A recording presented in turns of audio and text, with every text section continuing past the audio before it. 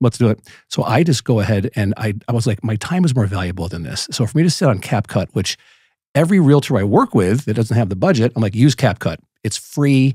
You can edit stuff. I do stuff like with Jack. I'll just to mess around to like do, because quick cuts are really good and engaging for social media stuff because people want to see different stuff.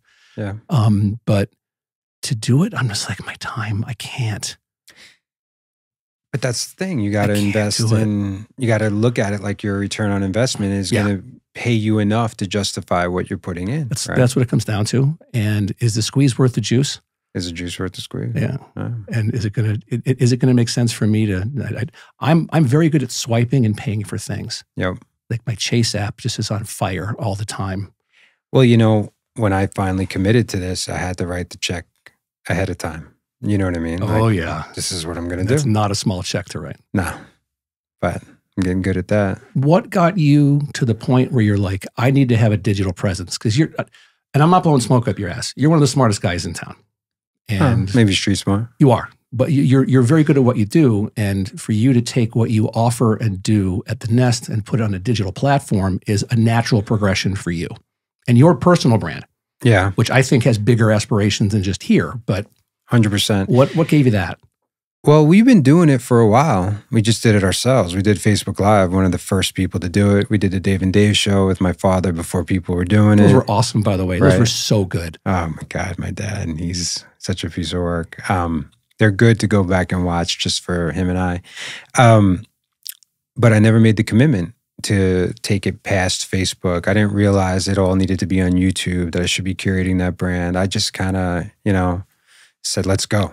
And then I got a marketing coordinator and tried to figure that out, but she wasn't a social media person. Then I got a videographer and I was like, oh, I guess I'm the marketing coordinator, the CMO. And I had to go through and spend a decent amount of money. I bought a lot of equipment. And finally I was like, I just have to commit to someone who knows what they're doing and not some marketing, one size fits all, because that's what we try to do. And you have to really niche down on this. And I was like, all right, let's just start with this. I sometimes play the chess game too many moves out and I can look too far in advance and I see what a whole marketing department can look like and I get overwhelmed and whatnot. And I was like, I'm just going to commit to this and let's see where this goes. For you. And I'll see if I can put something together. Already I want to change everything.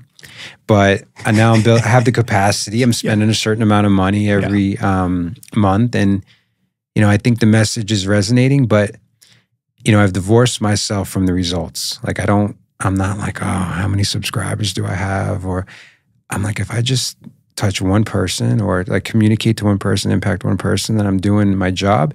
And you know what the funny thing is? I don't micromanage this. So I don't know when or what content is showing up that day. And sometimes my own content shows up exactly when I need to hear it. So it's like me telling me what I need to hear. So if nothing comes of this and my girls can watch this down the line, it's like a legacy play, then it's all asymmetric risk. Yeah. I went from, I think it was back in October, where I went to, I do a lot of work with Batch Leads. That's who I use for a lot of my data pulls. And they flew me down to Tempe, Arizona, and they have their studio is freaking gorgeous. And was on theirs. And they said, hey, do you want to shoot content afterwards? What do you mean? Well, you just talk about whatever you want to. We'll edit it for you. We'll do the white balance, the whole thing. And I'm like, okay. So, that night I'm sitting doing Google Docs to myself, going, what am I going to talk about? And fired off probably 6 or 7 videos of me just talking to the camera. And just giving advice on if I was talking to you, a realtor or whomever, to say, this is what, I think you should be doing to make yourself better in real estate. And then with my mom getting sicker and my time becoming even more valuable, because at that time, then I'm literally every other weekend flying out in a red eye on Thursday to get into Tampa on a Friday morning to be there the weekend for her and coming back on a Sunday or a Monday, I thought about podcasts because I've got a lot of friends in town that are really good, that are really smart and have a lot to say and wanted to have a conversation like, this could be you and I at Grape Street having an old fashioned. Totally. Right? But instead, let's do it in a really good, well-done podcast atmosphere, capture the whole thing on video for an hour or so. And then you have not only that 1 hour to put on YouTube long form, but then you have somebody that cuts it up afterwards. And then you're sharing parts of that conversation every day and or multiple times a day. Yeah. And that's what you're doing. I found a video today. I sent it to Jules, to Cimarelli. I'll send it to you. It's Gary Vee saying, he's on stage going, none of you guys are going to like this. You need to go home when you're done being here. You need to be posting like 8 to 10 times a day and start doing that immediately. At least for one day, do it. And then keep doing it. Do it, do it, do it. Because no one's doing that. Well, there's a lot of things to unpack what you just said. I mean, obviously, you're running the Gary Vee playbook. But knowing what to do and actually doing it, it's like the Morpheus line from The Matrix. Like, there's a difference between knowing the path and walking the path. Yeah. You're leading through persistence because you're committing to showing up and just doing this and getting the reps. You don't have to, be the best starting out. You don't have to be the most interesting, but the person, it's the tortoise and the hare over and over again. But, I did a video on this. People undervalue that the tortoise just never gives up. Like, yeah, the hare's fast and they bust out, but the tortoise just doesn't go into their shell and hide. Like, you're just a persistent motherfucker and you go. Yeah. And that's who wins. And so you're leading through how you're doing this, especially if you're going to lead realtors or you're going to lead people in this industry, you have to walk the walk first, right? So as a coach and as a leader, I always say, I'll never ask someone to do something that I'm not willing to do myself or that I haven't done. And too many people, are influencers by theory and they're just completely full of shit. And I'm like, show me your P&L, show me your results. I want to see the work, right? And that's what you're doing. Yeah, thank you. So thank you. It means a lot. Yeah, I watch, I see. It's fun. I've learned a lot by doing it. I've learned a lot in terms of slowing down the pace of my conversations with people, to let you speak and not talk over you, to let you celebrate who you are. Yeah. And to think about, anybody that comes in here is somebody that I'd go out for drinks with or that I have had drinks with. It's not something that's forced. It's not an infomercial about, hey, tell me all about who you are. No one gives a shit about that stuff. They don't care. Well, even if they're not prepared for that conversation, by you being real, you're inviting them and giving them permission to meet you there, right? So you're setting the tone and saying there's no judgment here. You're going to get what you see is what you get. And that influenced the whole energy of the experience, right? So just, keep doing it like that. It's resonating, and listen, even though we're not measuring by the results, you're seeing great results, right? And that gives you the autonomy and power in your industry that you need, right? Yeah. Because we all need it in this game, right? Because we're only as good as our last year or day's results, right? Especially in the title game. I mean, you guys get rinse and repeat like crazy. So the fact that you're investing not only in your company, but you gives you a ton of power as well. I looked at with my mom passing, and I'm only child, I'm it, and there's some money coming in from the estate. And I'm like, whoa, because I've been renting since the divorce almost 2 years ago. And do I buy yet? I'm like, you know what? I like where I live. I'm cool to rent right now. I love the neighborhood in Inspirada. My kids love it. And that's all that matters to me right now. Why not invest more in me? Yeah. And so I'm going to be making a big push, like we talked before we started, putting this out on audio. Where else can I be omnipotent in this space and just put this out on as many channels as possible to share my message with whoever wants to listen? And if I get business from it, great. But it becomes a video scrapbook that my kids can look at, that Jack can look at, 50 years from now when I'm dust and say, hey, here's great Grandpa Jeff. Here's Grandpa Jeff and what he was doing. By then it's going to be all AI and everyone will have a neuro chip in their head from, Elon Musk and all that. Yeah, but they can be vintage and watch this and listen to it, Absolutely. Right? It becomes for me a memory. Like I love on Facebook, and I still, my ex and I get along, Becky and I get along great. We're great friends. And I love on Facebook where it'll say 7 years ago, this happened. And there's like an Alex is a baby and Izzy's little and Jack is like a newborn. And I always will take a screenshot of that. Now I send Alex is now 13 years old. And so she has her own phone. So I'll send it to her and Becky at the same time. And we're all crying. Because you look at that stuff and I'm saying, okay, what about that model, but now video? Yeah, but let's go back to what you were talking about in the investment in you, right? Because that's what it is. And you have to come first because the amount we're willing to invest in ourselves is almost a direct correlation of what our self-worth is, Amen. right? Like the more you're willing to invest, the more you trust yourself, the more you're willing to bet on yourself, the more you're like, all right, I can make this investment because I believe in the return on me. So it's a great process and kind of evolution to watch you, especially from our impromptu walk and talk and lunch and what was it, San Francisco? It was San Francisco, Inman. Yeah. Inman. Like that was like 5-6 years ago. Yeah, that's hysterical. A lot of way to go. Yeah. With Ange. Like what a wonderful day.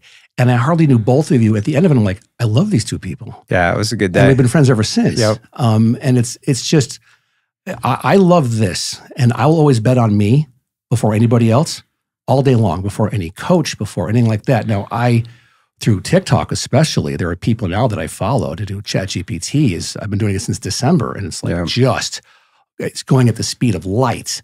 Yeah. It is bananas. But I want to back up for a second. Okay. All right. Because talk to me about where you're looking at the future for you for the next 3 years. Because I know that you like to plan your stuff and you like to get stuff going. And you've made a pivot in your brand and what you're doing, and a lot more on video to take what's here and put it here for people to see in a much broader audience. What got you to that point, that tipping point, and then what do you see going in the future? God, I mean, we need a lot more time, but let me condense it. I don't believe that real estate is going to look even remotely how it's going to look in the future, how it does now, right? So I always say, how can I future-proof myself? And it has to start with me, right? So I hate when people are like, oh, your personal brand or whatnot. But the reality is everything I'm involved in, I put my own signature on, right? It's a reflection of me if I'm the founder, right? The health of any business is a reflection of the founder. So instead of just focusing on the brokerage or my luxury team or coaching, I said, it's got to start with me and then it'll feed everything else. And, you know, in my own personal journey, it's been directly linked to being a little selfish. I wish there was a better word for it. But if I fill my own cup first, everybody else wins. So as far as moving forward, I feel like 80% of real estate agents will be disrupted and ubiquitous within the next 5 to 10 years. Right. And, you know, the model will be completely shattered. And, you know, 80 to 90% will be gone, and they should be. You know, they're going to be in a different model. They're going to be a facilitator rather than a trusted advisor. I don't believe we should even call it a commission. I think we should call it a consultant fee. I mean, everyone has all the information. Why would you hire an agent? Like, what do you need to pay someone 6% for? Right? Like, and the reality is, guess what? Some people, most aren't worth it. Some, very few, are worth more. So if I'm bringing that to the table, so who do I have to become and who do I have to attract? Right? I want a SEAL Team 6 of agents. We're not getting bigger. We're going to get smaller and just more lethal. Right? So I capped the company at 500. We're probably never going to hit 500. I don't even think I want to. We're probably just going to get, you know, the standard's going to be continually raised. And so that's part of it. But then you're not just taking care of people in a real estate way. It's broader. You're leading people when you're a broker owner or you're helping someone with a transaction, because it's not a transaction. It's so emotional. You know, I was thinking about this. I get so deep with what we do. When someone does something in real estate, we know all the reasons, you know, there's death, diamonds, all the diapers, D's, right? All that bullshit. But it's a growth patterns. They're leaving behind who they were. Their relationship with their home was kind of like a reflection of who they are. So they're leaving behind that relationship and creating a new one for some reason that we just talked about. Whether someone's leaving, someone's coming, someone's moving, whatever. So they're going through this growth process that you have to assist them with. That's why we're always like, oh, you're a therapist. So if we start looking at these things from a higher level, then what we do evolves. So, you know, my big mission as a human being, as a man, is to leave people better than I found them, right? And my values around it are do the right thing, do the work, raise your standards. Super simple. And I want to be able to do that all the way. And I want to attract the people I want to be around. You know, I've done too much saving and not enough leading in the past. So one of my coaches is be a leader, not a savior. So that also requires me to be a little selfish and create healthy boundaries of who I let into my world and who I don't. So how does this all play up together? It's coaching, it's philanthropy, it's my brokerage, it's my family, it's my personal health, right? And so there's a thing the Japanese called ikigai. So you know how there's a Venn diagram with 3 circles, right? I think it's what I'm passionate about, what I'm good at, and what I can make money at. And that's when it intersects, that's the spot. The overlap, yeah. Right? So the Japanese add in a 4th one. So there's 4 circles. And it's what I'm passionate about, what I'm good at, what I can make money, and what impact I can make in the world. That's great. Right? And so where that meets in the middle, for me, is like a flow state. So if I can change my identity around what I do, then it's not even work. So I didn't come this far only to come this far, right? I want to do something bigger. So it all plays together, right? And Urban Nest will always be my baby, but that's just one part of the foundation of a bigger house. How much of your day now is Dave Tina Inc.? Great question. And how much is production, the Nest, keeping the lights on, all that? That's a fucking great. I ask myself that question all the time, right? It's mostly Urban Nest. I'd say it's becoming more Dave Tina Inc. It's also a lot at Luxury with Angie and the team. I put my name on the team. I coach them 2 hours a week, and we're seeing the results there. We're probably going to hit 50 million this year.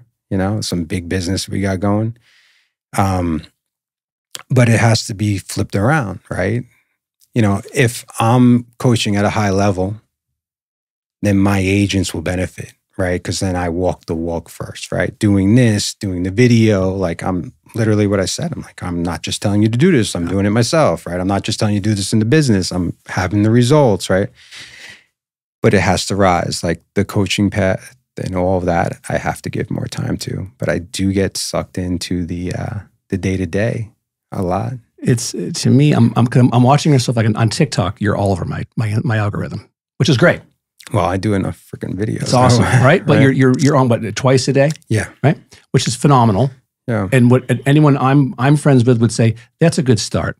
Exactly, right? Like 4 to 5 is really right now where you want to be minimum to be relevant. God, right? And I feel like this is a moment in Wolf of Wall Street. Like, you got to pump up your numbers. Those are rookie numbers, right? You know what I'm talking about? Oh, yeah. You go in the bathroom, right? It is, you think you've got it down. Yeah. Right? And I mean, I'll do 3 of these this week. And I think that's great and awesome and all that. But then I'm like, really, and for me, ultimately, if I could be doing this twice a day with people, then you've got something, because you're pulling out anywhere from 7 to 12 shorts, usually, depending on how good the guest is, or whatever I say. So 7 to 12 shorts per hour on average is what I'm seeing, what I'm tracking. And to do that, to say, okay, well, if I'm going to be posting 4 to 5 times a day, and you're doing shorts, and you're doing like a ChatGPT quote card, like a motivational quote that you put in Canva and put that up, that's a post.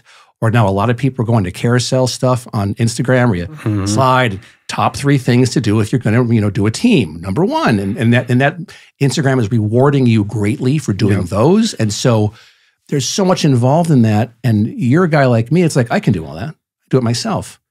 And next thing you know, it's 11 o'clock at night, you're exhausted. You're like, what the hell did I do today? I don't do it. I refuse. I mean, I love doing this, right? Yeah, I mean, this is great. You start saying, maybe I need D-Rock to follow me all around, or what was Alex Hormozi saying? And, he spends $20,000 per platform, as a person for each one.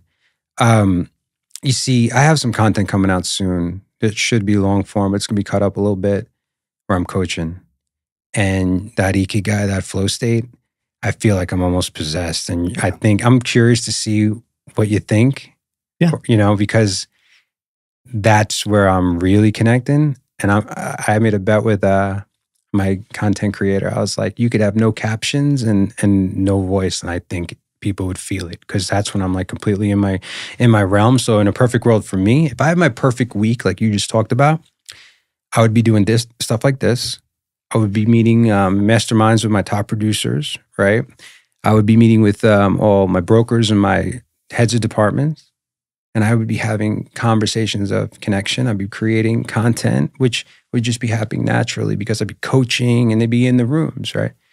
And I'd feel like there'd be impact. And it's a two-way street. That's the beauty of this, right? And I'm sure you know this, right? The more I help people get to where they need to go by being their mirror, if I'm paying attention correctly, I'm just basically talking to myself. I'm listening. I'm like, oh shit, Dave, you better listen closely to what you're saying right now because no one needs to hear this more than you, right? Yeah.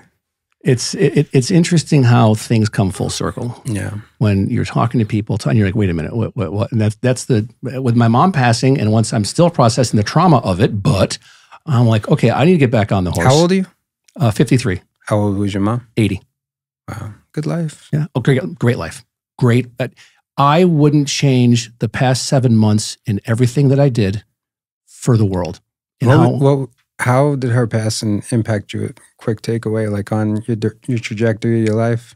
That's an easy one to answer, actually. A great question is the day I went over to my ex's house to tell Jack, who was my 7-year-old son, and we're Jack out. the Ginger. Jack the Ginger. That kid, that's a whole nother, I'm getting them on the podcast, like very soon. I'm getting Alex and Jack on here because that's like a 3-hour podcast. I sat down with him on my ex's front porch on the ground, crisscross applesauce. So we're looking at each other. And the week before that, she passed. We had a Costco pizza party. So he remembered who Grandma Donna was. And I said, Grandma Donna passed away, honey. And he said, what's that mean? I said, well, she died. And he starts crying. And then he says, how old was she? I said, she was 80, honey. And then about 2 seconds later, because he's ADHD like me, so he's processing. And he says, how old are you? And I said, I'm 53. And then without missing a beat, he goes, how many more birthdays until you die? Smart kid. Very. And I said, a lot of birthdays, honey, before I die. Don't worry. Daddy's not going anywhere.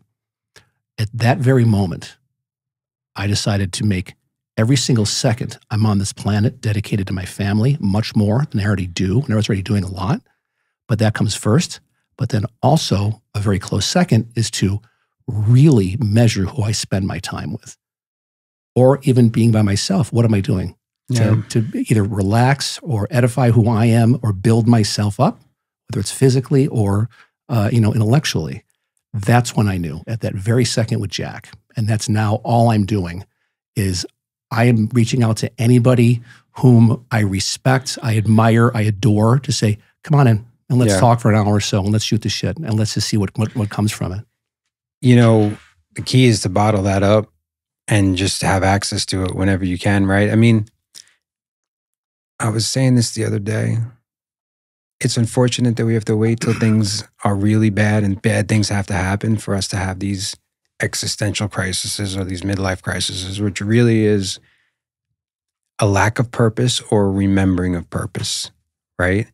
So I had some dental work done yesterday and my whole mouth was completely numb. And I had this moment of panic. I was like, imagine if I could never talk again. Imagine my tongue was like this forever.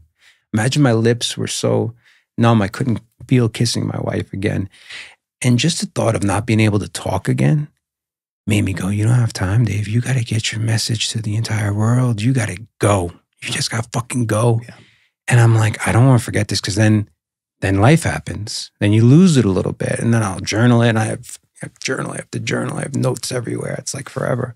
And I'm like, I got to access this as much as possible. It's like just waking up or someone punch you in the face and be like, remember, remember, remember, right? So that's, there's always a positive and even negative things like that. Everything. And that is, when you get back to what we talked about before about betting on yourself, I could have crawled into a hole and just been like, woe is me, and this is terrible, and all that. No, there is something good that's going to come from this. And for me, it is a refocus with my kids to spend even more time with them and more quality time with them, less phone, more of them, and to do that with Jack and with Alex. And also it is now really doubling down on who I am. And I did a Google Doc on like, what value do I bring to myself first, and then externalize that to say, how can I help my friends? Well, you got to ask the big question. And the big question no one wants to answer. I ask it all the time. It's what do you want? And everyone always kind of bullshits around that I got to ask it like multiple times and it changes a million times. But really people, they got to get super clear on what they want. Right. But everything we're talking about, I was thinking about, I was like, oh shit, we need to bring this back to real estate probably. But then I was like, this conversation is about everything we're talking about. Right. Like, how do you deal with tough times? You got to bet on yourself.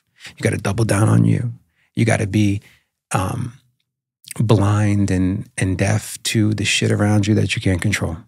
Right? You got to keep moving forward. You got to be consistent. You got to keep reaching out. You got to know exactly what you want. You have to be clear. Right? It's the same conversation. That's why it always goes back to this for me. I'm like, we don't have to talk about CRMs and shit. Yeah, sure. I renamed the CRM. I call it Cash Ready Machine just so people would fucking remember it. You know what I mean? That's like great. I pretend it's an ATM. I'm like, fill that bitch up with deposits. Like keep taking care of it. Like if you fill it with enough deposits, you have the right to ask for withdrawals, right? Even relationship-based business is bullshit. Date your business. Even this. How many people will do this and have a surface level bullshit conversation? We're having a real conversation, right? And even then, it's better that they do it than that they don't do it. Eventually, maybe they find out they can have a real conversation. But it's not what you do. It's how consistently you do it and how you do it, how you connect. So, yeah. And how you get better with each conversation. Reps. I just get like, I know that I'm better now in this conversation with you than I was yesterday, than I was Monday when I shot this week. And I know that. And I always leave here every time on such a high from just having a conversation with somebody that I like a lot, or like we've been friends for years. Yep. So it's someone that I adore and admire, and just hang out and talk and have it recorded. Yeah. What? Like, this is awesome. And if it monetizes, great. Yeah. I'm blessed that I started doing this, putting stuff out all the time in December within 3 weeks. And now I'm getting agents, knock on wood, that are, hey, I've seen your stuff on Instagram. Let's get together. Yeah. Because you're making a declaration. Yeah. That you just doing this is a leadership move, right? I can't tell you how proud I am in a non-patronizing way that you've actually did it, because we all know what to do. Everybody knows they need to be doing video. Everyone knows the stats. Everyone knows, but very few do. Yeah. And here you are. So, and that goes back to when you said before, and I think you don't have to be Nostradamus to say this, but a few years out, we're going to look at 80 to 90% of the people that now have their licenses aren't going to have them anymore. It's not going to happen. Well, I have a theory, and this is why I'm all in on. You laughing at? I have a theory. I just had a moment of like, this is awesome. This is I'm embracing and I'm absorbing an amazing moment that we're having together. You're feeling that's all. You're inside of the moment. Yeah. That's good. Yeah. You're in that's flow all. state, No, baby. I'm right there, right now. Yeah. Well, I'm feeling it too. It's weird. I don't usually use this. It's kind of it's very intimate. Wonderful. And it slows the pace of your voice and the cadence down, so you can talk, because it's kind of to be heard. And I've had the talks that, like, when I take them off, no, I love this. Yeah, I almost want to record this and listen to it when I go to bed. Well, you know what? You'll be getting an audio file of this, and then this is better than anything. This is better than the Calm app, right? It's like Jim Nance when someone's lining up the birdie on the 18th. Like, Dave, it's time to go to sleep. You're gonna line up this birdie. So true, right? So here's my theory. I believe that the greatest currency in the future is not cryptocurrency. It's not big data. I believe it's the ability to communicate a message. As we get more into this world of ChatGPT, of this individualized, disconnected world, that this is going to be in high demand. That people are yearning for connection. They're yearning to be part of a tribe. They're yearning to feel a real feeling. And if you can communicate this message in a way that goes through audio or video and comes through and just convicts the person to connect, I believe that'll be the biggest differentiator you can have, because everybody's going to be able to use these tools. Everything's going to be AI. Everything's going to be so digital, and going analog is going to be that's going to be the exception, not the rule. And people are going to be wanting it so bad. Jack the Ginger may never have to go up to a girl at a bar and actually have that feeling of, oh my God, I got to spit some game and actually talk to her, because there's going to be so many apps, and that's a shame, right? Like, to not have that, right? And we're going to have more of that. So in a crazy world where I can't control anything, because I live in that. I mean, being New Yorkers, like, you have to talk, you have to be able to connect. If we can really compound that through mediums like this, I believe you win over and over and over again. And it's not too late. People think it's too late. Shit, there's influencers and that person already has these many people and that. And I'm like, no, it's never too late. Like, just go. And so that's why I'm all in on this. It's like, I have this conversation on my, I have a big office now. I have the couch. I got the whole thing. It's like a Mad Men corner office. And I say, get on the couch. We have the hour conversation. It probably should be recorded. But I have to take that conversation and get it out to as many people as possible without being an ego fucking maniac about it. Like, because my message means so much. My message is only to hopefully give people permission to unapologetically share their message, right? And that they don't feel alone, because that's the biggest thing. Everyone feels alone. And for me to go, you're not alone. All the shit you're dealing with, I'm dealing with, she's dealing with, everyone's dealing with, right? Like, oh, maybe my marriage sucks. No, everyone deals with that, but you haven't had a conversation with another married person to do that. Right now, the majority of the conversations I'm having with my agents is to tell them not to jump off the cliff because their production has been cut in half, and that everybody else's is. They need validation through the fact that this is happening everywhere, that you got to work 3 times as hard to get the same results as last year. Like, but just having that makes them feel so much better, and then they don't have to tie their identity too much to their success or lack of success, right? It frees them up to know I'm not alone. I now measure a lot of my relationships, if not all of them, at the level of vulnerability that person is willing to share with me. Oh, then I'm A+. You're there. but also, again, like you were saying before, very graciously, I lead the way with that. Yes. I was very open with the journey. I shared about 85% of my mom and what happened and flying her back here and all that stuff. I shared that with everybody. And that was cathartic for me to do that, to the point that one of my most watched reels on Instagram is the day that before we're going from the assisted living facility in Tampa where she was, to put her on a plane and get her out here. And I'm crapping my pants. I'm like, do I get a nurse to come with us? I don't know. She could barely walk. Did it, but I did it by sharing pictures. And, my mom needed a pillow. It didn't have any. So I take off my hoodie I had, rolled it up, and put it behind her neck. That's my mom. Of course I'm going to do that. And I don't share that for edification of the act. I do it because it's therapeutic to say, this is how much I love my mom. And I just want to share it with you. And if that can touch one person, that down the road, we all are going to take care of both of our parents at some point in time. They're going to die. That happens. If that gives them the confidence to carry through on those challenging times where you're just saying, oh my God, what do I do? Everything's collapsing around me. This person that took care of me forever, now it's turned and I got to take care of them. If a little picture that I posted on Instagram or a quick little video on TikTok helps them, I'm good.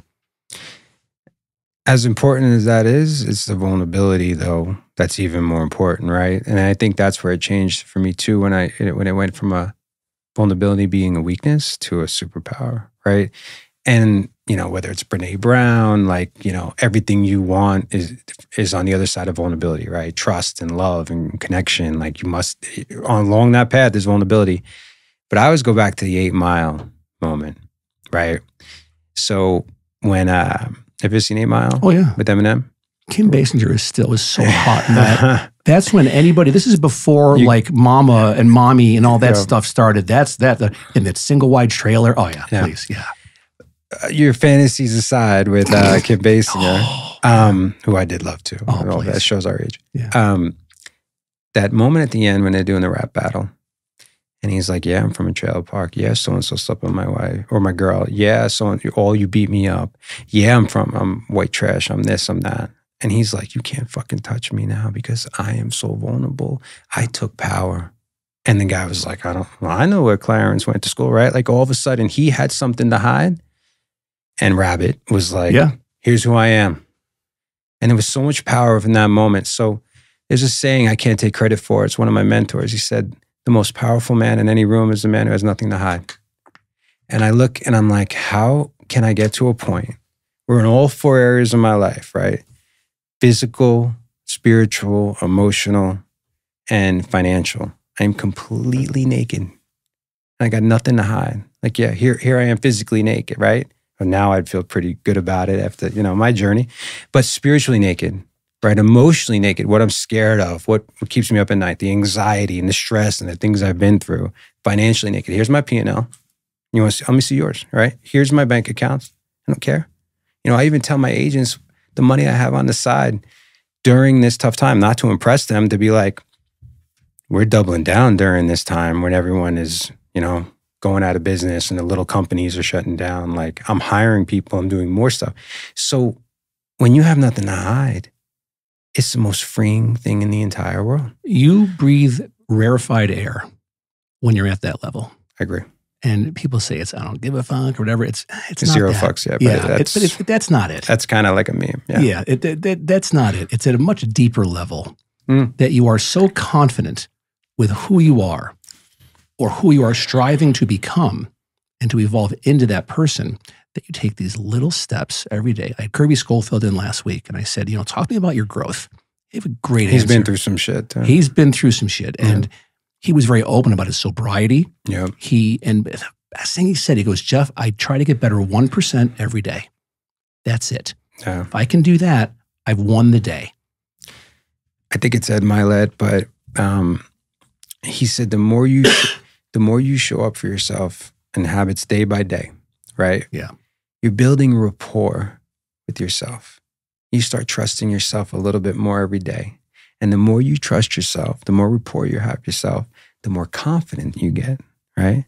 The more confident you get, the more certain you get in yourself. And then it becomes easier to bet on yourself. Then it becomes easy to be more vulnerable. Then that feedback loop becomes positive. Yeah. And people think that compounding only works on money, but it also works on behaviors, right? So compound interest, boom, right? Same thing, base it, grand slam. Right. So good for Kirby. I had heard he was going through a journey and he was being very open about it. Which is, like me, I think it's very cathartic for him to say, here's who I am. I am imperfect. And yep, you're going to see me on billboards and everything I'm doing. My success is great, but I am a flawed human being, as we all are. And it was wonderful to have that conversation with him.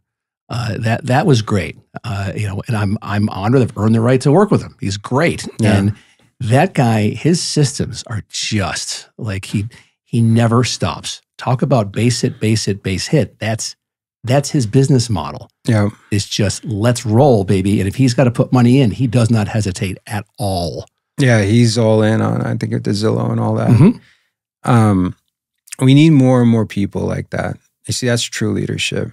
Right? No more fronting. And, listen, it's fun to flex and it's fun to have the nice watches and, the custom suits and all the cars and the bullshit. But it needs to have a time and a place, and it can't be the thing you lead with. It needs to be the secondary or tertiary things, So, no, that's really good that he's doing that. It's the impact that you have on you and then how that radiates on those around you.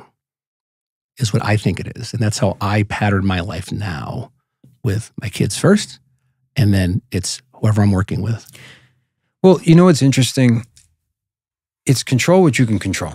And everyone always says that, right? But it's so much deeper than a cliche, right? Oh, well, no.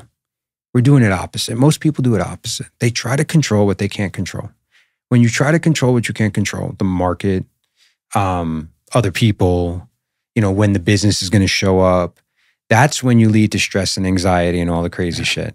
And then what happens is that spirals you out of control. So you're trying to white knuckle it, right? And at the same time, you're not even attempting to control what you can control, which is going to set you free, right? The work, the routine, the habits, which is basically just you. So you're actually going in the opposite direction from where you need to go. Yeah. Right? And so there's a great saying, commit and submit. And I always say, commit to what you can control and submit to what you can't. It's just a surrender, right? And have faith in the outcome. So that's all this game is. And every time I get out of equilibrium or out of balance is when I start trying to white knuckle this bitch. And I think that because I do big shit, I can bend the will of the world but I can't, right? I have to just stop and control what I can control. When things happen organically, as long as you put in the time, you water the seed, you fertilize it, you give it sunlight, it might not sprout when you want it to, but guess what? It's going to sprout. But nobody fucking does it. We are. Yeah, in most areas. Give yourself some grace. You are. Well, even this, right? I lost 75 pounds. I gained a bunch of weight. This is skinny Dave. We have to talk about that because it's, there's no more chubby Dave. No. This is skinny Dave. So this was Dave most of my life, right? And, it wasn't like I was heavy my whole life and I just figured it out. I was an elite athlete. I had a full ride to Hofstra. This was my game. And, I yo-yoed the same 30, 40 pounds every so often. And every time I'd put on an extra 10, kind of like the real estate market, right? You lose 30, lose some percentage and then gain some more percentage back. And I found myself after the pandemic and I was the heaviest I've ever been. I ballooned up to like 270. Really? Yeah. And I was I could hold 240 without people really knowing. I'm just dense. And I just come off the best year of my life as far as like if you were measuring every other way but physically, right? Health. I made more money than I ever made in my life. I bought a house in Coeur d'Alene, Idaho. I bought a brand new building, right? That I was moving my whole company into. I had my third child who's now like 2.5. I have this incredible wife, incredible business. Like everything was going good. And I was coaching, like things were good. And I was more stressed and more unhappy than I've ever been in my life. And I finally got COVID, right? And whatever, no big deal. But during that, I was so desperate to lose weight. I started Ozempic, which I'll tell you this story. Me taking Ozempic was probably not a smart idea because I'm the guy who reads the side effects. You know what I mean? So I took that. My back was all screwed up from, I had 2 bulging discs. So I'm on like prednisone every other month at the time.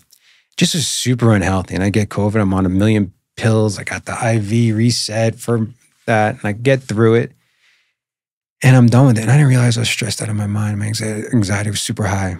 And one of my brokers, Georgia, looks at me after COVID. She goes, Dave, your face is all dried out and blotchy. Something's wrong. And I'm like, get the fuck out. I go look and it's like red. And my anxiety hit an all-time high. I go to the doctor. He's like, Dave, your A1C is 7.9. You're a full-blown diabetic. I was like, what? He's like, yeah. And for some reason, I don't know, it was anxiety or whatever, I was fucking freezing. I had all these autoimmune things, long COVID. Who the hell knows what it was? And I had this identity crisis. I was like, I got to make some big fucking changes. And I don't know what I'm going to look like on the other side of this, the unknown of who I'm going to show up as, right? And I was super scared. I was like, man, I'm at the time, I'm 45 now, so I was like 43 and a half, going on 44. And I was like, I'm not going to be here. Just like, you have the same age as you and Jack. And I was like, I'm an old dad to begin with. Yeah. And I just pictured like someone else, some other man living my life with my wife and my kids and, walking them down the aisle. And I'm like, I got to make some big changes. So I'm like, what could I do? I can't go work out. My back's fucked. So what could I do? I mean, all sorts of issues. And I said, I wrote it on my mirror. I said, I'm going to walk 10,000 steps a day. I'm going to reduce my calories to 2,000 calories. Let's see what happens. And I lost 70. I got off the Ozempic because I was freaked out. I was messing with my kidneys. So that didn't help me. Yeah. Right? Off the prednisone, off everything. And in 10 months, just from walking and eating less sugar and carbs and less calories, I lost. So people are like, it's great. How did you do it? And they don't want to fucking hear it. They want the magic pill. Yeah. And I always go, just like, how did you and Angie make $1.25 million in real estate? I'm like, you don't want to hear it. It's relationships. You don't want to hear it. They want the magic pill. Yeah. And I'm like, it's so insane that I finally just submitted to, I don't care how much weight I lose this month. I don't care if I even lose weight this month. I am running this program no matter what. And the minute I just let go of the results, they all came. I never thought I'd even hit under 200 pounds again. I'm 196. Good for you. 32 Gs. I haven't seen that since like 11th grade. Fighting weight. Yeah. That's fantastic. My back feels better. I'm no longer a diabetic. I mean, I got rid of that immediately.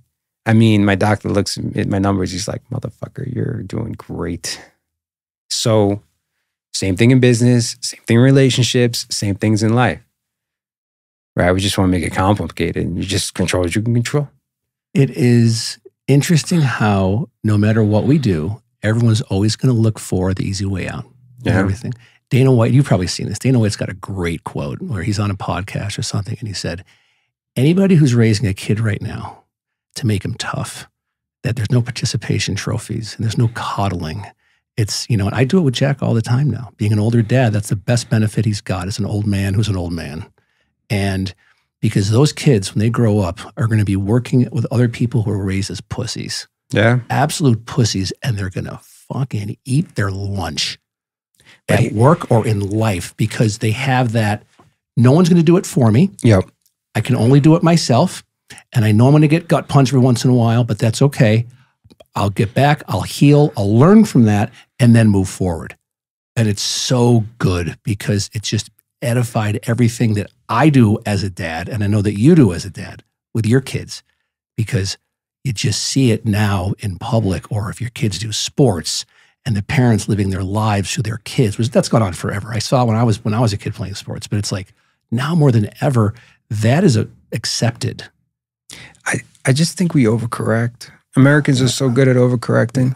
We go from like misogynistic assholes to woke. You know what I mean? We don't stop in the middle, right? Yeah. So like, we're becoming weak, and then we've got to be careful not to overcorrect and make them too strong, right? Like, so it's a balance, and there is no such thing as actual balance. I think it's a balancing act that will always be kind of the guy on the ball going back and forth. But even my three girls, I always jokingly call them Fredo, Sonny, and Michael, because they came out in order. It's awesome. But, they're strong, three girls. They're not going to put up with a lot of shit. And they got me breaking their balls all the time. But they're still emotionally intelligent. And so I want them to be resilient and strong, but I also want them to be the people who have empathy. And it's tough going back and forth, right? Like that grind and hustle that me and you grew up with, right? Like I was a latchkey kid and it was just me and my dad, right? Yeah. So, I lost my innocence very quickly because I had to.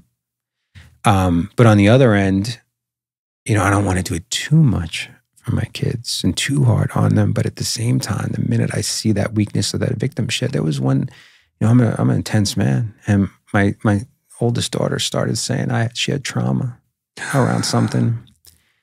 And I said, listen, there's real trauma in this world. There's capital T trauma. There's lowercase t trauma. And I will always talk it out with you. But I refuse to let you be a victim in this scenario. You want to talk this through, and we want to go through how you can learn from this, but it will not fucking define you because somebody has dealt with the same thing or something worse and has taken that and let it define them in a positive way. There's a quick story, like the person goes to Vietnam, sees their best friend die, and they come home and become an addict and kill themselves. There's another friend who goes to Vietnam, sees their best friend die, come home, and they're the most grateful fucking human being you've ever seen, and have a life full of purpose and marriage and kids.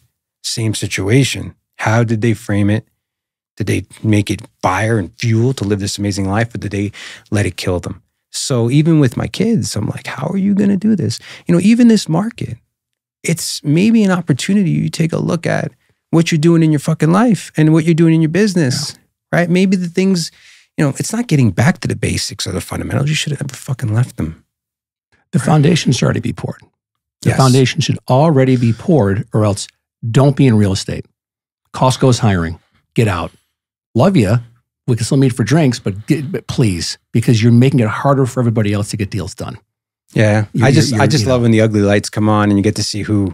Well, really are. Come on, that's like driving the 215. There's a 4-car pileup, and to watch that, I wanted to ask you, if I was a realtor right now, what are some of the core values, core strengths I need to possess to build and grow from today, moving the next 12 months of my career? Well, first I would start with, it's not one size fits all, right? So I look at my realtors, as in 4 different phases of their entrepreneurial journey, right, of their life. So it's a different answer for each different question, which is where they're at. Right. So if I'm in the new side and I haven't really closed a decent amount of business, I'm finding a mentor immediately. Right. So I'm putting in my internship and I'm like, I don't give a shit. I just want to learn. I want to learn how to be a successful realtor. You want to put me on a split? Great. I'll do shit for free. How hungry are you? Right. Go get a paid internship right now. If I'm a little bit more successful, I'm committing to systems because then I can scale myself without having to hire other people yet, which is expensive. Right. And then the next level, maybe 20 deals, 25 deals. Now I need people, right? I need a coach instead of a mentor. I got to pay for coaching. I got to learn how to be a leader because I have to have now employees and, transaction coordinators and whatnot. Right. So, and then if you're at my spot, you got to learn how to be a king. An owner, how not do everything and trust other people to run it. And they go out of the kingdom and fight the battles so that you can go start the whole process over and start as the newbie in something that's passionate for you. So it just depends where you're at, right? But I think you need to really put your ego aside, be coachable and learn regardless of what level you're at. We're all still learning. If you think you've arrived, well, you're sorely mistaken. That's when you get punched in the face. What are some of the biggest questions you get asked on a daily basis? Oh my God. The most common questions that you get asked on a daily basis. I wish they were more high-minded than like, how's the market going to affect everything? Come on. I swear to God. Listen, I have my high-level masterminds and it's more about team building and whatnot. So a lot of the questions I'm getting right now is about, and I have my own team, so I get to experience it firsthand, right?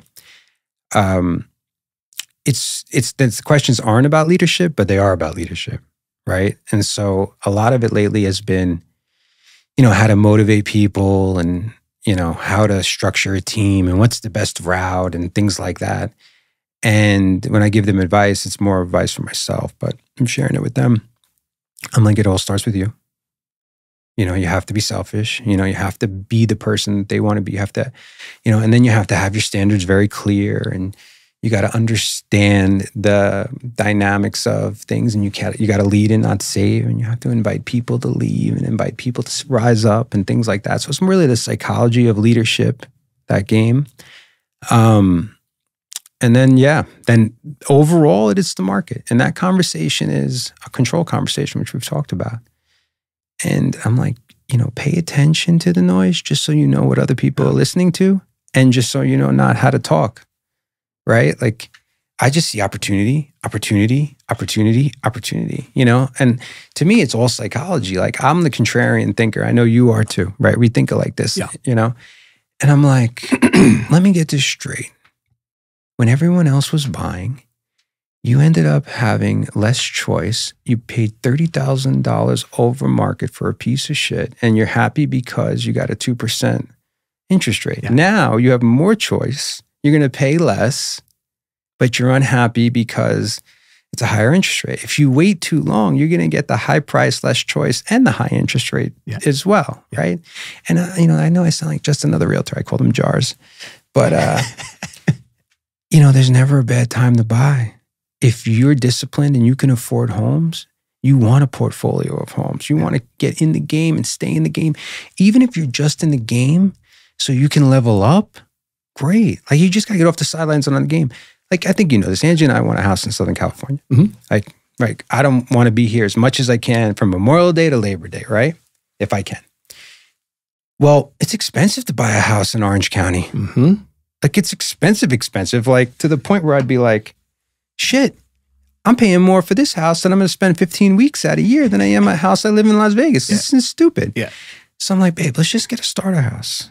Just get 3-bedroom, 2-bath, maybe 6 miles inland, Laguna Niguel. Like it's still expensive, but 1.5, 2 million, whatever. And I'm like, we'll get the house we want down the line, but at least we'll be in. So the next house, we have equity and capacity and boom. Yeah. If I'm willing to do that myself, then I bet, if I'm telling you should go buy, Jeff, then I should be buying. Right. So agents that are buying houses, I'm like, you need to be telling everyone in the world that you're buying because now you're leading from a position of authority. Right. Like, I'm not telling you to go do this in this market of uncertainty. I'm doing it as well. So, yeah. You are somebody that I've always admired, that you always walk the walk. Not always, but Well, eventually. again, give yourself some grace, my friend. Eventually. You do. I mean, you're very you. good at, you do practice what you preach. That's right. Because there are so many people out there, especially now with social media. It's crazy. If somebody has 50, 60,000 followers, which, by the way, 80% to 90% of those followers are paid for, if you really peel back the onion.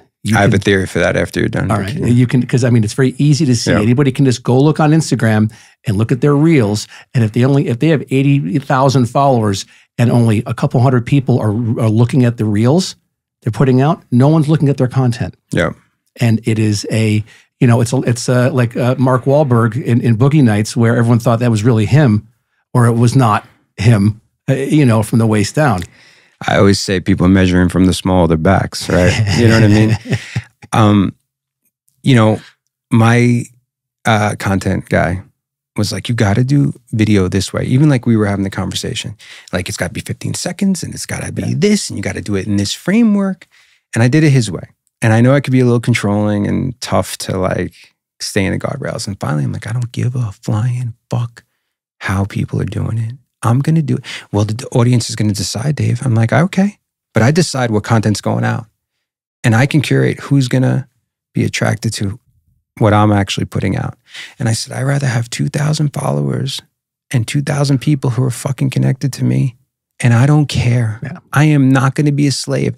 Because if I have to like wear a clown suit in order to get 100,000 followers, then fuck off. Because that's not me. Yeah. And so I had to have that, because you could eat, and I'm not lying. Like, I still watch my numbers go up. Oh, I got 20 followers this week, but it's some random person who wants to have, like a paid date night or something. Like, that's not a real follower. That's bullshit, right? Like, so I'm trying to measure correctly, and I'm trying to measure of how the depth of the relationship. So you got that figured out, but I think it needs to be said, because you could become a multi-millionaire if you have a small following of raving fans who are willing to pay you what you're worth, right? So we're completely aligned on that. Yeah.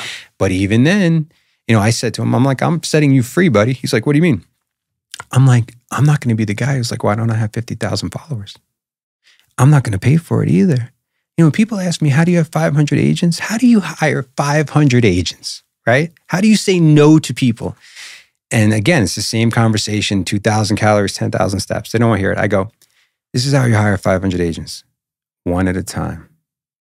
One at a time. There's been instances where an owner says, hey, if you give me free transactions, I'll bring my 30 agents over. I did that deal in the past, right? Like, oh yeah, I'll take care of you, whatever. Those agents, they inevitably would leave me. Because if they're not bought in and they're not sold and plugged into the Dave and Dave and the Urbaness experience, then so I'm like, I'm never going to take over another company again, ever. One at a time. I want you to make a commitment to me right now on camera that you in some way, shape, or form are going to bring back Dave and Dave, even if it's once a month, but something, because those were so good. And I mean, gangster, it was like iPhone, Facebook Live, here it is. But watching you two go back and forth is gold. Yeah. On multiple levels. You're probably right. On multiple levels, I'll tell you David. what, I'll come back with it. I'm going to give you credit for it. People did, they didn't even attach to the real estate part. It was just a father and son. And they shouldn't. Going, bullshitting at it, As someone who I'm close with my dad, who, went to Bronx High School of Science, went to Baruch, like every good Jewish boy does. And we talk now all the time. And I loved my father deeper in watching those conversations that you would have with your dad. And this is 5-6 years ago. You were doing that stuff. We were doing it every week, Dave and Dave show. And I just think that for you, it's freaking gold, man, because no one can talk to you like your dad can. And you won't let anybody else talk to you like your dad can to some extent. The best part of my father is like, he's such a natural and he doesn't even know it. You know what I mean? Like he doesn't, well said. Yeah. Like it just naturally comes out and he doesn't even like sit back and go, wow, I put a lot of thought into that and that makes sense. It just comes out and he doesn't think about it again. which is beautiful. The only fault my father has is, you know, when we talk about that deposits and withdrawal conversation, we talk about this openly all the time. My dad's so good at deposits, he's not good at withdrawals. Yeah. He has a very hard time with healthy boundaries. And, you know, he attracts people that are very good at taking deposits. You know, and I'm like that too, but I've kind of overcorrected sometimes and corrected well when to draw the line, when to say, you know what, I think I've put in a lot here. It's time for you to step up. You know what I mean? And have a healthy relationship. But that's kind of the beauty of them. But as a business partner, it's sometimes tough because I'm visionary. Let's go, let's grow. And he sometimes, that's a scarcity mindset sometimes, right? So there's a great book that really helped because my dad and I would never have fights about money.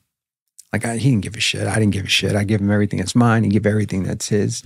We never had a fight about doing the right thing. We're still completely aligned on what's right, like ethically, and you know, saying goodbye to a realtor who does 30 deals who's, you know, morally bankrupt, and we refuse to have them at the company, which sounds great on this podcast, but most people don't have the balls to do it, right? Agreed. So none of that was an issue. It was visionary stuff. Like, it was like, how do we grow this? How do we get what we're worth? You know, my father would do this thing freaking pro bono and be destitute. That's who he is. So that was the battle a lot. And we would be two bulls battling, right, on how we're going to handle something. And our staff would be like, what? Didn't know what to do. And then we'd be like, hey, what do you want for lunch? And we go to lunch. Like, that was just, you know, two crazy New Yorkers, Italians, like, fuck you. And then, all right, you want to go to, you know, Roma Deli? Let's go. And we're totally fine. So but the book that saved, I think, the business part of the relationship was a book called, not Traction, same author, Rocket Fuel. And the book and the Rocket Fuel, they talk about the visionary and the integrator and how you need both. It's the Steve Jobs and Steve Wozniak. It's Walt Disney and Roy Disney. You know, maybe I would have tried to open 10 urban nests and burn it to the ground, and he would have stopped at one and never grown. But the constant tension of the integrator and the visionary is what balances it out. And our tension was not a weakness. Again, it was a strength. So it was a great reframe. So it's, you know, one of the best, most important relationships of my life. How old your dad? 70. He's gonna be 71 in June. Yeah. I just think that for multiple reasons, for your daughters, you need to get him on video. And it's you and him doing bring back Dave and Dave. 50% of me is like, it'd be great. 50% of me is already fucking frustrated. I know. Yeah, I love him so much. I just think that the chemistry that you two have. Yeah. And I mean, back when this was years ago, when I was at another title company, had a division level job, had a guy working for us who I loved, who has his license hung with you, and I had to let him go. And one of the first people I called was your dad. And your dad and I know each other, but not like you and I. Yeah. But I called your dad out of respect to say, hey, just to let you know, I had to let this guy go today. And he was like, thanks. But it was me because of how I learned who he was as a man from your videos. Yeah. Is why I did that. And I'm very old school that way, and I'm all about respect. Being from the East Coast and being from New York, that's just what you do. So he was the first call before I even called you to tell you. And it's because of the story that was told online that you did with him. That's why I did that. Yeah. You know, I've told the story a million times, but obviously people confuse us all the time, right? Like I can only imagine what it looks like in their cell phones, right? Dave Tina, junior, senior, even though I'm not a junior, you know, like bald, like what, you know, old, young, I'm sure they don't do it. And so I get texts and calls all the time. And it inevitably ends up with like, oh, no. You got the wrong Dave. You know, you're looking for my father. That happens a lot, doesn't it? To this day. It still does. Yeah. And they'll go into a quick story about how my dad was there for them, or how he helped them or something. And it never gets old, ever. No. And I'm like, you know, that's where I got the saying, leave people better than you found them. It wasn't him. I had to do a speech about him because he's been president of everything. So I usually do the speech. And I'm like, I guarantee this man will leave this organization better than he found it, regardless of how you want to measure, right? So I got that. I learned that from him. And it'll come full circle when your daughters, fast forward to a few years in the future, are then having those same conversations when folks are talking about you. That's when you know you've done it. Yeah. That is your benchmark of success is what you leave. Because, 30, 40, 50, whatever, 100 years from now, we're ashes and dust. We're gone. And it's what people say when your name gets brought up. It's the type of person that your kids are. That's the true benchmark of the impact that you've left on this planet. That's it. I don't care about my name being on a building. That's not my thing. I'd much rather make my kids the best versions of them possible. Well, then it comes back to relationships. I was listening to a podcast the other day. I think it was Ed Mylett. And it was a book. This guy from Harvard said there's an 85-year-old study. And John F. Kennedy was actually in the first study. And the only reason why you know it, because he told, like they keep everyone, private, but JFK mentioned it. And they studied what's the secret to happiness. And it's not religion, it's not wealth, it's not purpose, it's not any of these things. It was relationships, right? The quality of relationships determine the quality of your life. And not just the relationships with happiness, like that's the thing that makes you happier. It also makes you live longer. So it's health. Those stories about like if you have a dog and you live 5 years long because you're living for somebody else. So I'm just sitting there and I'm like, I'm all in on relationships anyway. I'm always like, date your business, date your life. The better your life, the more business you get, the more, like, stop focusing so much on the fucking business. Go live your life and you'll get tons of friends and tons of business, right? And I'm like, wait a minute, where's the downside here? You're telling me if I invest in people, right, I'm going to be happier. I'm going to live longer. Maybe I don't want to get as much as I give, but maybe I will, right? I want it to be 51-49. So I'm like, this is the game. And we try to control what we can't control. But we can control how we show up for people, right? And listen, even if people are like, you know what, I'm going to give because I know I'm going to give back. Even if they start out with nefarious intentions, eventually they're going to get filled up so much that they'll pivot. They'll be like, this feels so good. I'm going to do it for the right reason, right? So your family is your relationship. And I'm like, I refuse. This is when I was going through that experience.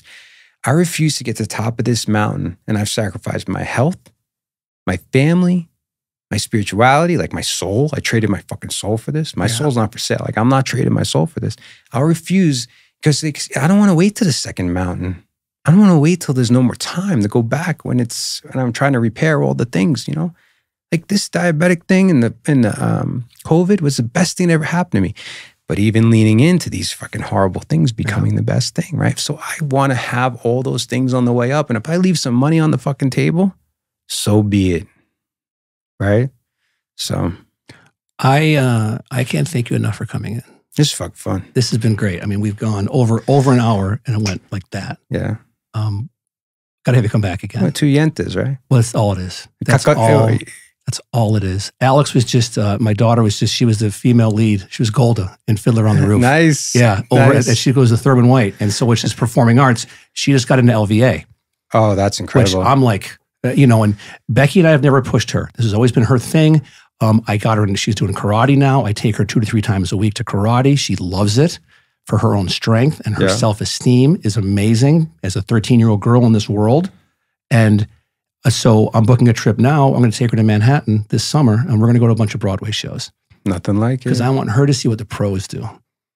I want her to see that if you keep going down this road, this is where you're going to be. Just to plant that seed and to show her that thankfully I do well enough that we're going to go and we're going to catch a couple of Yankee games and go for 5 or 6 days. Yeah. And you're going to eat the most incredible pizza of your life. And I still try to get her to fold the slice in half and she won't do it. And I tell her to this day, if you do that in Manhattan, they literally will like run us out of town. Yeah, you got to have it where like the oil is all over. Coming right down. Like that has to happen. Yeah. And so she agreed to me in theory that she will fold the slice there for fear of judgment from other people. I go, honey, whatever it takes. I don't care. But I'm super excited for stuff like that. Yeah. More than what are my numbers going to look like in July? Who am I talking to right now? They're going to forge relationships. They're going to escrow with me, that are going to close in July or August. I don't care. Well, if you do all those things, guess what? That shit will happen on its own, right? Like, I'm not saying don't track it. Track it. Absolutely.